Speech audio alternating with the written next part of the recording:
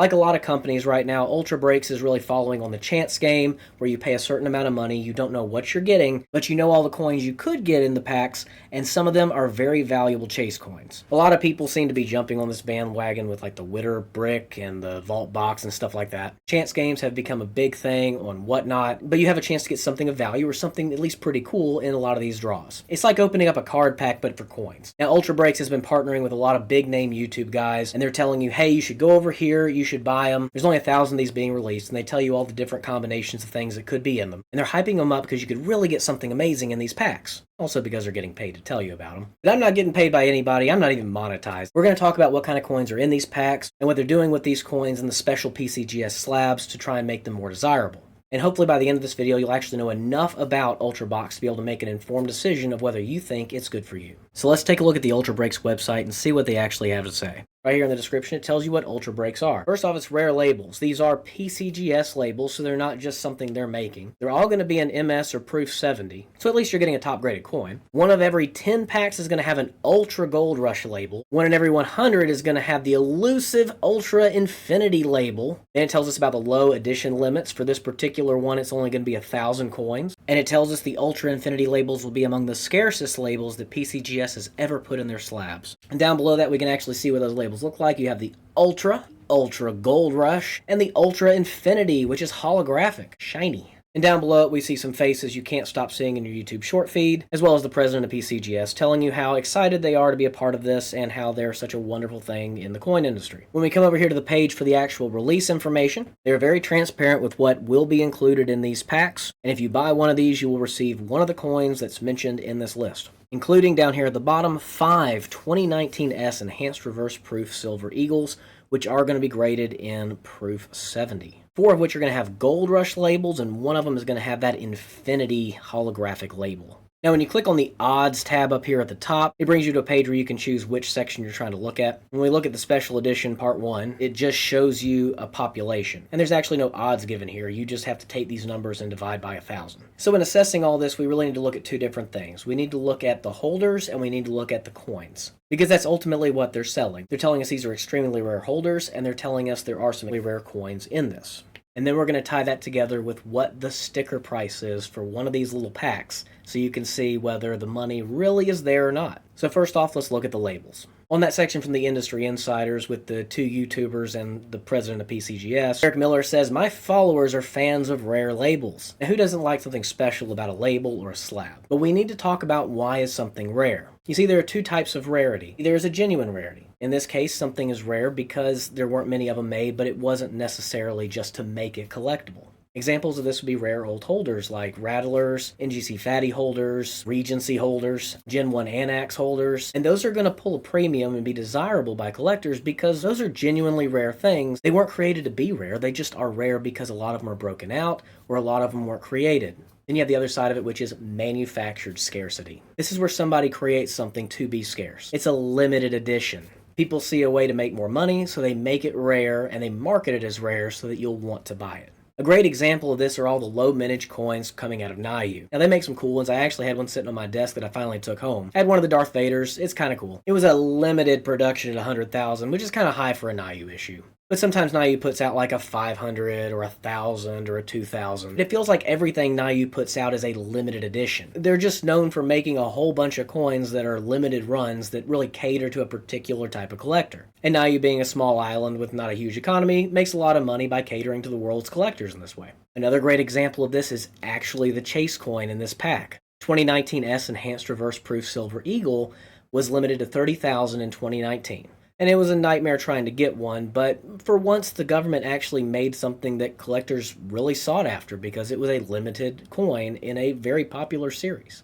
But there was no reason the government had to limit it to 30,000 apart from creating something that was scarce. And that's kind of mixing coins and labels as examples, but here we're talking about some genuine PCGS labels that are going to be extremely scarce. But these are not scarce because of the fact people are cracking them out, or they had a limited run because the design wasn't popular so they switched it quickly. These are going to be scarce because of the fact they created them to be scarce. People are going to want the shiny label because there's only a few of them. But what's really the value of that label to somebody? I mean, think about it. Yeah, it's a rare label they've created so they can market it to you and actually sell it for a higher premium. But what does that mean? Now, some people are going to buy into it and say, oh, I love it. I want to collect these rare labels. That's amazing. But to most of the collecting world, and honestly, probably to most dealers, we're going to look at that like, that just sounds like a gimmick. You've taken a reasonably common coin, you've put it in a rare label, and suddenly it's something extremely special. And I don't even have the opportunity just to buy it. I have to buy this pack and see what I end up getting. This concept of manufactured scarcity and hyping it up, we've seen a lot over the years. I mean, just think about Beanie Babies. After the release of anything with such manufactured scarcity, you will see a jump in the market. People who didn't get the one they wanted or weren't able to acquire a limited run will seek it out, and they're going to pay up for it to make sure they can acquire one. But what about the long term? These special PCGS labels that were created for this program, is the overall market really going to value that special label 30 years from now the same as people are getting hyped up for it now? That's going to depend on a lot of factors that we can't account for now, but I wouldn't put my money on it. This whole concept kind of spits in the face of the old adage, buy the coin, not the slab. Yeah, they're gimmicky, but this really didn't answer our question of how rare these labels actually are. We know they're releasing 14 of the Infinity labels in this particular set, but how many Infinity labels are there already, and how many are they going to produce in the long run? Because when we talk about rare holders like Rattlers, Regencies, Gen 1 NGC holders, most people are just paying the premium on that holder. There are very few people who really look at a registry and say, oh, that's the only one in this type of holder. Maybe more people do than I think. So I'm not so much concerned with the hype that Ultra Breaks is making, with there being only one of this particular kind of coin in this special, super rare label. I want to know how many labels are out there, and how many there are going to be when this all said and done, when they finally kill the cash cow that's bringing them in all this money. 6 for the Special Edition Part 2, 30 for the 2024 Silver Legends Series, 37 for the 2024 Ultra Breaks Heatwave Series, 21 for the 2024 Lunar Dragon Series, 34 for the Ultra Breaks Down Under Series, 21 for the 2023 Silver Eagle Series, and the expense of making this video forever long, the rest of the series had 156 more.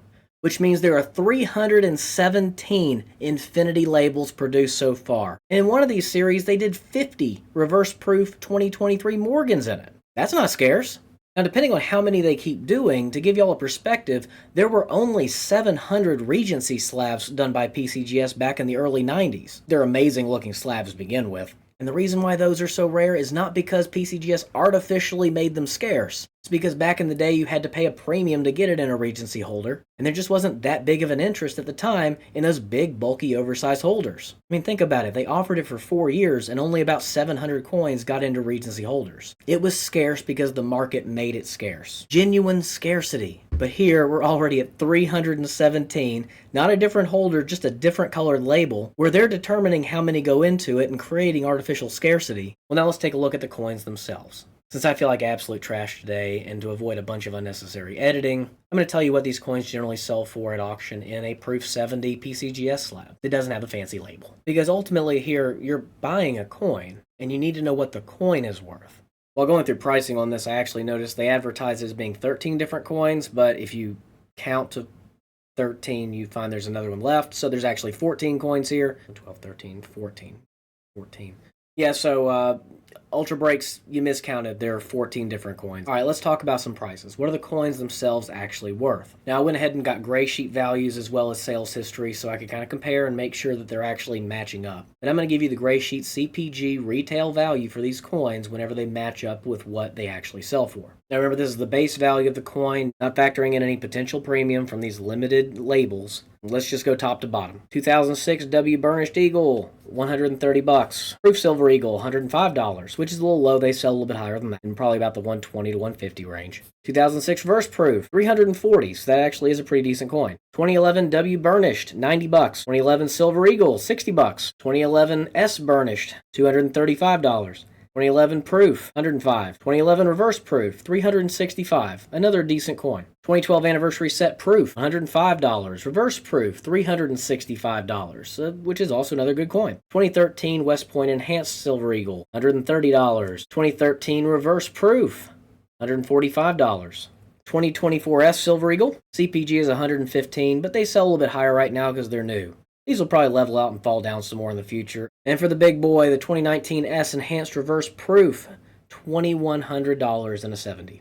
Now, it's noteworthy to mention that these values are for the individual coins. You can sometimes buy the full sets of these. If you catch an auction or somebody who puts it up at realistic prices on eBay, they actually sell for a lot less than you would think. The 2012 2-coin set you can find usually just a little over $300. Several of the 5-coin 2011 sets have sold around the $700 price range in the past few months as well. Now, to truly compare whether this is a good deal or not, we need to take into account that Ultra Breaks is selling these at $289 a pack. And I'm sure there's going to be a shipping charge, so you can pretty much say $300. So anything that doesn't have $300 of value to it is automatically an L.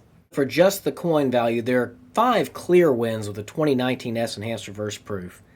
And honestly, I think those 3 infinity labels and the 3 better coins will probably be a win as well, at least in the short term, but long term, that's yet to be determined. The gold probably will pull some good premium in the meantime as well.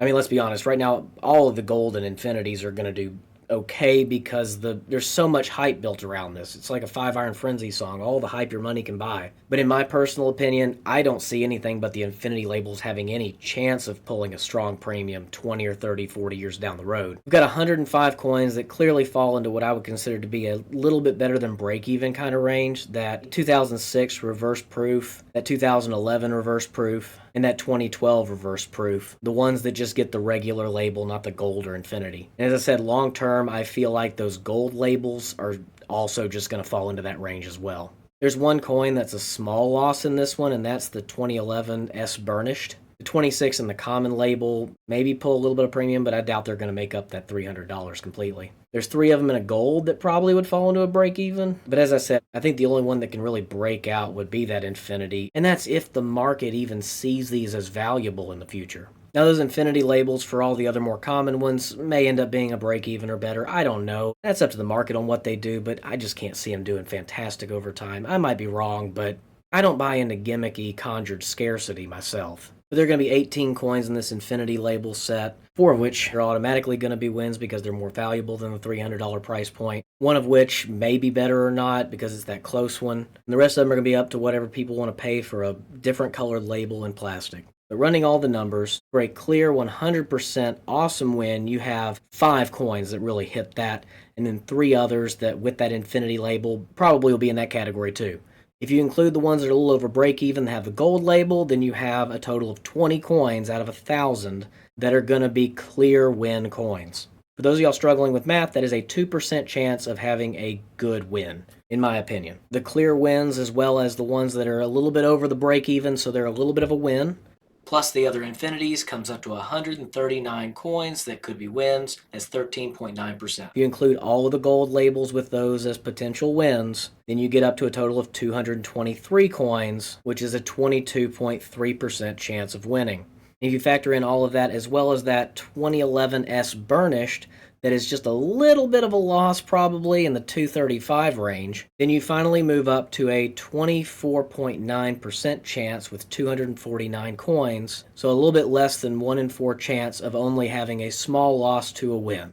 Now, if you heard that there is a 24.9 chance of only losing a little bit to winning to getting something really great, and you thought that's awesome, congratulations, you passed your true gambler test. Because I'm telling you that over 3/4 of the people who buy one of these packs will lose money. How many of y'all walk into a coin shop, hand the dealer $300, and tell him to pick a coin out, but make sure you have a 25% chance that you'll get at least your money back? If that's you, please come to my shop. Some of these people are going to get hit pretty hard. I would hate to be one of the 26 people who gets a 2011 Silver Eagle in one of the Ultra slabs. I mean, even if you had a premium for the special-ish but common slab, I mean, you still can't be over $100. We're talking about a $60 coin in a normal slab. That means if somebody even puts a decent premium on this Ultra Break label, somebody's still $200 in the hole on a pretty common coin. And sure, right now we can say the 2024 S proofs are a $120 coin, but that's because they're new. Look at historical Eagle trends. The first year they always do well because everybody wants to get them, and people can ask a premium on it because the mint's been charging so much and they gotta grade them. But when people start sending them to auction because they don't want them anymore, and when it starts settling out, they're gonna follow those normal proof Eagle prices. It's hard to know where it's gonna go, but just look at the historical trends from past years. They don't hold their first year premiums. So the 459 people who get those are probably going to be in the same boat as the people who got the 2011 Eagles. So when you take all those numbers for all those coins and you add them all up, you get a total retail value of $156,475 worth of coins. That is a retail value, meaning what you can buy all those coins together for that they're offering in the whole set at a coin shop for. But how much are collectors going to pay for this $156,475 worth of coins? $289,000. I bet you those same people complain about dealers asking for CPG. That's right, all 1,000 collectors who pick up these coins are going to collectively pay 84% over retail CPG. Now, there is one more thing I should mention here because I know a lot of people are going to say, look at what they're selling for. Just go check eBay. They sell for crazy numbers. Ultra Breaks does mention on here that their coins continue to dominate the secondary market on resale platforms. That they're seeing price records shattered because their coins have these special labels to them. There's another YouTuber who had a flyer where they're advertising these thousands of dollars coming out of the rarity of their slabs. On those Chase coins, I don't doubt it right now. I'm sure they're pulling some good premiums. But I mean, you can just look right here and see that some of these more common ones are really not doing stellar. Here we have a 2024 Kangaroo that's one of 13 of the Infinity labels from that series. It did $949. But realistically, this is still just a 2024 1-ounce Kangaroo in 70. This doesn't make the coin any better. The slab's not any better. It's just a different colored label. But because it's super rare, people are bidding these things up right now to the moon. The question I'm posing is how long will that last? How many releases of these different coins, each with 10, 15, 20 different coins with this label on it, is it going to take before the overall market says, we don't really like this? There are 18 of these labels coming out for this set alone. Let's talk about what you can actually get on the market for about $300. Because remember, buy the coin, not the holder, and I think that's important for us to note here. Because a wise investment of $300 into a coin is actually enough money to start getting something pretty decent. I mean, think about it. Most GSA Carson Cities in uncirculated condition hard packs are going to fall in the 300, maybe a little bit more price range. For $300, you can also get a lot of the later date Shield Nickel proofs in Proof 61. Those Shield Nickel proofs have a mintage of a little bit over 1,000 to like 5,000 coins. We're talking lower mintage stuff here. For just over $300, you can get a 1910S better date wheat cent in an MS64 red. Or you can finally get that 1914D key date wheat cent in a fine 15. At $300, you're half of the way to a three-legged buffalo in VG. And for less than $300, you can get 861 of the coins offered in these packs, just without the hype of the label. You see, this company is partnering with PCGS and these YouTubers to try and target a specific part about you that we often don't recognize. We're dopamine addicts. They're trying to trigger that same feeling in you that you get when you pull the handle on that slot machine. It's like the coin lottery. You're gambling so that you have a chance to get something that's really good where the statistics are not in your favor. The only difference here is they've created some scarce labels to make it feel like you're going to get something good no matter what. I just realized I'm wearing my Uncle Baby Billy Freeman shirt. Well, why you do it then, Baby Billy? 'Cause I'm selfless. As far as I'm concerned, it's all smoke and mirrors. These are labels that were created to make more common coins seem special. Now, I can't tell you how to spend your money. And if you are already going to spend $300 on scratchers and lotto tickets this month, then this is actually probably a better investment. If your coin budget is only $300, you can get a lot for $300. Now, would I ever buy one of these? Hell no. If I'm going to spend $300, I want to buy the coin, not the holder. Now, do I recommend that you or anybody buy these things? I really don't have any say in that. I can tell you that I think it's a gimmick. I'm not going to use the word scam because I don't think it is. They tell you exactly what you could get. I also don't want to get sued. Gimmicky, yeah. But at least with this, they're clear enough with what's in the packs that you know what you're getting into. You're paying for a chance for some rare PCGS labels, 5 very rare coins, a little over 100 better coins that are worth a little more than you paid, and a good dopamine hit. I mean, don't get me wrong. I love playing blackjack, poker, and going to the roulette table every now and then. I'm one of the rare statistics where I still have a positive win-to-loss ratio in my casino gambling history, but that's besides the point. Look, if you have the money and you look at it as a way to have fun, maybe lose a little bit, but see what you get kind of thing, kind of like the coin version of a card pack, that's your call. If your whole coin budget's $300, there's a lot better ways to spend that money. But if your coin budget is less than $300, there's a better chance you lose on it than win. My point is, there are plenty of coins out there that you can spend $300 to get that are definitely worth that $300 and most likely will appreciate over time to give you a nice return. Yeah, so I know the other YouTubers who are partnering with Ultra Breaks are telling you this is a great thing, you should get excited about it, but I've laid all this out there so that you can think about it before you spend $300 of your hard-earned money on a chance at something good.